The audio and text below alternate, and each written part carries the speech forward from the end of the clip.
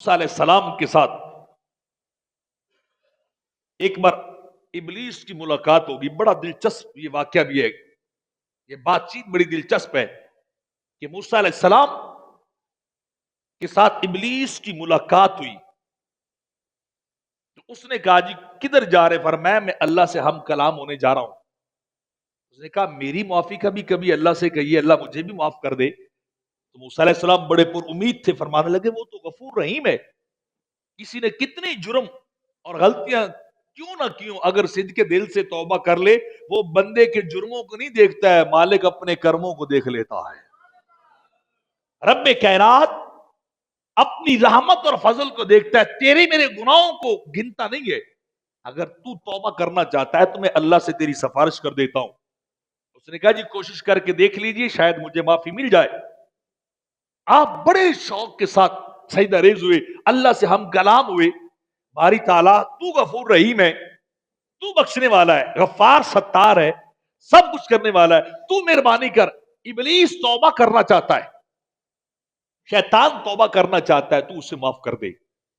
رب کائنات نے پیغام بھیجا, میرے کلیم وہ توبہ پہ تیار نہیں ہوگا. عرض کی بے نیاز مجھے خود کہا ہے, اس نے ملا ہے. رب کائنات نے فرمایا جاؤ اسے کہہ دو آدم کی قبر کو سجدہ کر لے, جب وہ سجدہ کر لے میں رب کائنات اس کے سارے جرموں کو بخش دوں گا.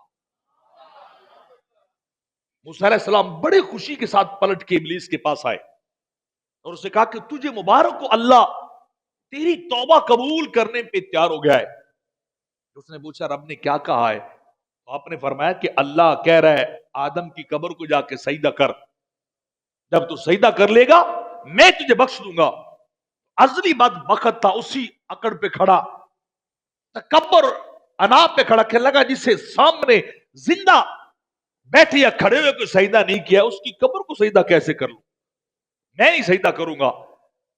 آپ بڑے حیران ہو گئے کہ میں تو سمجھا شاید اتنی لعنتوں کے بعد آپ اسے سمجھ آ گئی ہوگی, اتنی اللہ کی رحمت سے دوری کے بعد شاید اسے سمجھ آ گئی ہوگی, لیکن اسے سمجھ نہیں آئی, اس کی عقل ٹھکانے نہیں آئی. آپ نے فرمایا میں نے کوشش کی ہے, اللہ نے بھی آفر کر دی ہے, اس کو اویل اور ایکسپٹ کرنا یہ تیری ذمہ داری اور شوق کی بات ہے. لیکن مجھے بڑا افسوس ہوا ہے کہ تو نے اس اللہ کی آفر اور اللہ کی پیشکش کو قبول نہیں کیا. اس نے کہا جی زندہ کو نہیں ہو سکے سجدے تو مرے قبر والوں کو کہاں کر سکتا ہوں. جب آپ جانے لگے اس نے کہا آپ نے میری لیے سفارش کی ہے, جدوجہد کی, اللہ کو منایا ہے, میں آپ کو 3 باتیں بتاتا ہوں, جو وہ 3 باتیں آپ اپنے پلے باندھ لیجئے اور ان 3 اوقات میں مجھے کبھی نہ بھولیے.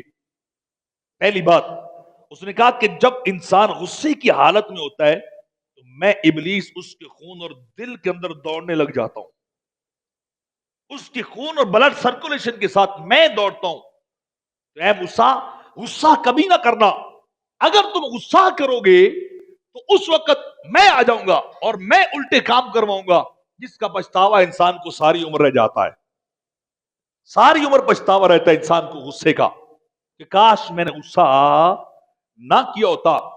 اور دوسری بات اس نے کہا جب جہاد کرنے کے لیے بندہ جاتا ہے اور دشمن کے آمنے سامنے فیس ٹو فیس 2 بدو ہوتا ہے تو میں اس کے پاس آ جاتا ہوں.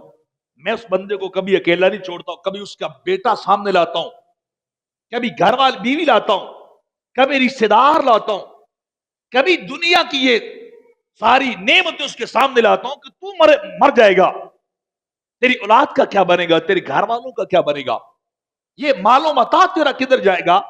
میں حتی الامکان کوشش کرتا ہوں کہ اسے بھگا دوں, میدان سے نکال دوں, یہ پیٹ پھیر کر بھاگ جائے, اللہ کے نام پہ جان نہ دے, اپنی جان اپنے لیے بچا لے. تو اے کلیم اس وقت بھی میں موجود ہوتا ہوں.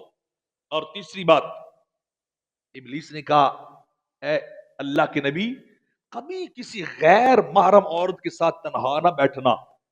جب 2 مرد, ایک مرد اور ایک عورت, جب دونوں غیر محرم تنہا بیٹھتے, تیسرا وہاں میں ہوتا ہوں, ان کے دل و دماغ کے اندر میں سرکل کر رہا ہوتا ہوں, دوڑ رہا ہوتا ہوں, اور ان الٹے اور غلط خیالات دے رہا ہوتا ہوں.